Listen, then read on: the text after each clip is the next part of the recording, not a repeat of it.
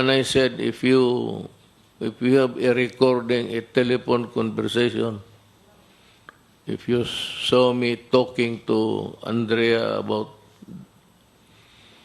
money, then you are sorely mistaken. Yung oposisyon lang yan. Kasi kayo, magnanakaw. Kita mo yung mga train natin na coaches na hindi magamit kasi hindi magkasya. So we had to buy a new one. Do you know that? Nagbili sila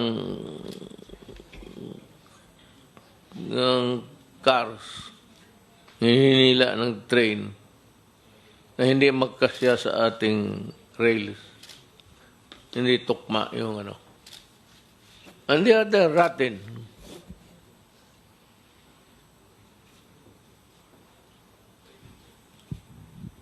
Ano sabi ninyo sa amin? Sige daw. Give us a project where there is corruption. Pero marami na akong napano. Pasig Commission, wala na yan. Wala man rin nalinis. Diyan ako nakatira sa likod by the river. Pumasok sa CR ko yung baho. Ano? Waste of humanity is floating there. Happily eaten by the tilapia. Alam mo, sabi ko, hindi kayo mga Pilipino, sabi mo na kayo makain. All you have to do is to buy hook, line, and sinker. Manumano ka lang sa kamay. In one day, isang taro makuha mo dyan sa Pasig na tilapia. Yun, corona yun. Basta ganun na ubo. Mr. President, yes. Henry Uri of DCRH will ask his question. Mr. President, magandang gabi po sa inyo. May kahilingan po yung ating mga kababayan na malaman kung saang mga lugar nagpunta yung mga nagpositibo na po sa COVID-19 para po makaiwas sila alang-alang na rin sa kanilang kaligtasan. Ano po ang sagot ninyo rito, Mr. President? We have a successful tracing method. Kaya lang, mahina yan. It doesn't mean to say na malaman mo yung pangalan niyang araw na yan, on that day you can trace him where. You have to kung lumapit with a traveling human being, lang dumaan lang dito, visiting scenic and beautiful places, then eventually makes the exit. Mahirapan tayo. In the same manner na ganun. Sa kanila kapag pumasok ng Pilipino na may contaminated rin, huwag natin masyadong China. Remember the Filipinos working there. That's the reason why I have a very passive mouth when I am talking about workers, especially in the Middle East. But in the Middle East, while I talk, my heart bleeds. Kaya papunta talaga ako sa Kuwait. I have to go to Kuwait. But yung kaso na pinatay yung maid, domestic helper, they have arrested the couples and undergoing trial. And while undergoing trial, they are detained inside the jail. To me, that is good justice. And if they can follow it through in accordance with their laws, I would ask for piste itong virus na ito. I will ask for the maximum. I want their executioner to cut off the heads of those who are responsible for the death of the Filipinos.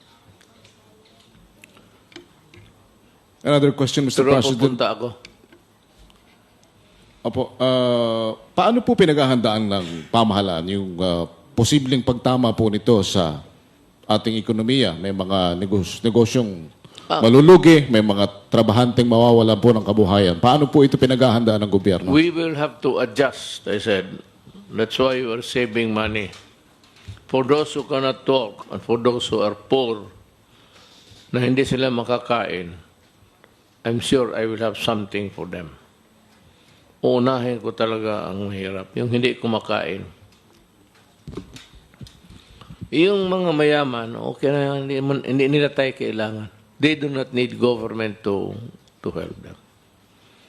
The rich people can stay ungoverned. Hindi nila kailangan ng police, mga mayor dyan, mga senador, because on their own, they can survive.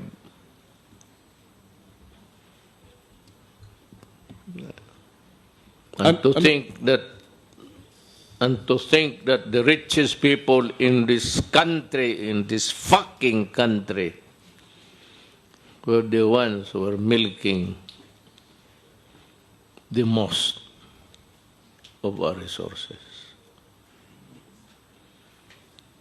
Ano po yung tulong na particular na pinaplano ninyo para sa mga mahihirap na maapektuhan po nito, Mr. President?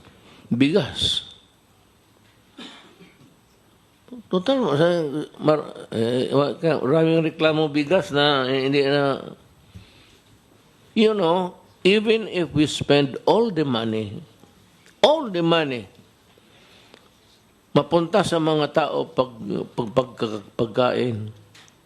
Para sa akin, yun na yung pinaka-ano. Ano pa, kung walang trabaho, sabi mo, walang ekonomiya, nothing is moving. Every country is closing its borders. Nobody gets out.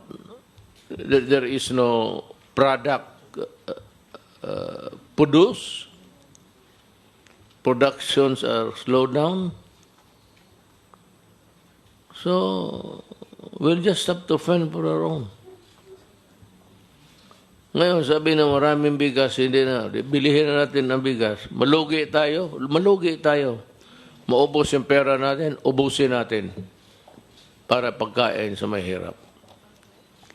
Kukulangin pa yan. Milyon ang Pilipino na walang trabaho niyan.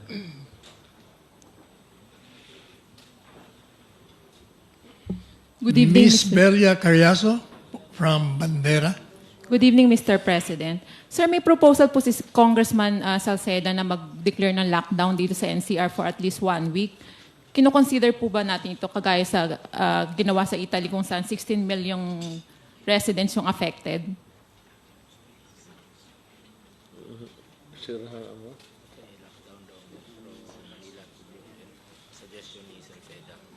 Lockdown, no one comes in or goes out. Yes, sir. We have not reached that kind of contamination. Iisa-isa lang. With this transmission, you want to close down the economy at this time. There will be a time, I suppose.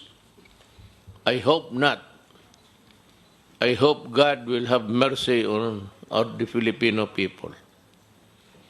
There might be a time, pero at this time, you want me to? It's too early. Hindi ko sinasabi na, bakit hintayin mo ba magkasakit lahat? It's not that. But you have to balance. Wala na magpasok ng bigas, wala na magpasok ng mga gasolina, i-lockdown o. Patay ang... Maybe, kung yung lugar na pinuntahan ng mga Pilipino, magsabi ka ang namatay doon, mag-abot na ng 20,000, o sa isang lugar may 5,000. Sigurado, I will lock. Hindi lang lock in, i-lock ko talaga, kadena. Sir, another question po. Sir, paano po natin i-address yung kakulangan ng testing kit? Considering inadmit po ni Secretary Duque na hindi problema yung, wala sila sa underreporting kundi yung problem sa resources.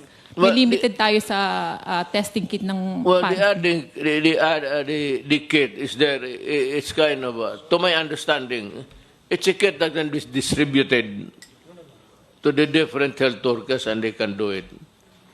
But at this time, kung kulang, they're always brought to a testing station. I do not know how they would term the facility. RITM. It's where they are being... kunti lang kasi, oh. But the kit... the kit is na dikit. Walang lumalabas pa. So may enough naman, sir, in case na tumaas pa yung bilang ng mga tinatamaan ng ano? I think COVID. that sabi ko nga, in every, not generation, but epoch, maybe meron yung nung una bubonic plague, yung sa Middle East, parang yun, kasi magagago ang tao noon, parang tama-tama lang. Tapos yung Spanish flu. Right before or after the war, Second World War. Kawawa yung mga tao. Pero mas kawawa yung sa Middle East. The so-called Roman Empire. You have read the Inquisition. Kung may birthmark ka, you are a witch and you are born at stake. Miss Chona Yu of Radio Inquirer. Hi, sir. Good evening. Just a follow-up on Belia's question. Are you satisfied with the response of the DOH sa COVID-19 considering na every minute tumataas yung bilang ng mga kaso? You cannot prevent it. Yung contamination, if it is passed from one person to another, you cannot prevent it. At saka hindi mo mahabol. Because while he is still alive, if he's still around, hindi pa lumabas yung ano, he has gone to so many places, shook hands with everybody, ate with friends. Walang satisfaction yung ano. Trabaho lang tayo. And sir, Hindi natin malaman kung ilan ang mamatay. So, when does satisfaction come in? Ayun, kung ang mamatay 40 na lang, 50, or it wipes out the whole town. There is no way of... We have done everything in preparation. Nandyan na lahat. Police of their health workers. Tayo naman dito, we formulate the rules, follow. Now, there are rules to follow here. The problem with, sabi ko, Filipinos, if you start to break the rules, then you have the problem compounded for everybody. May mga rules batas, hindi mo sundin. So,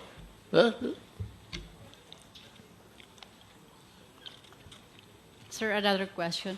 Will you still push through with your visit to Boracay to promote yung local tourism? look, I am not going to Boracay itself. I ordered the cleaning of barangay. Si General Anyo pati General Samato. Kaya sekretary na yan sila. Malinis na. Si Berna. Wala naman tao pumupunta doon.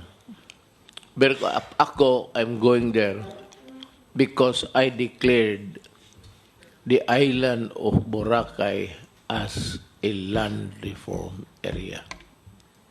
yung likod mismo ng mga beach na tinitignan ng mga maglagay ng cottage, maglagay ng kung ano-ano.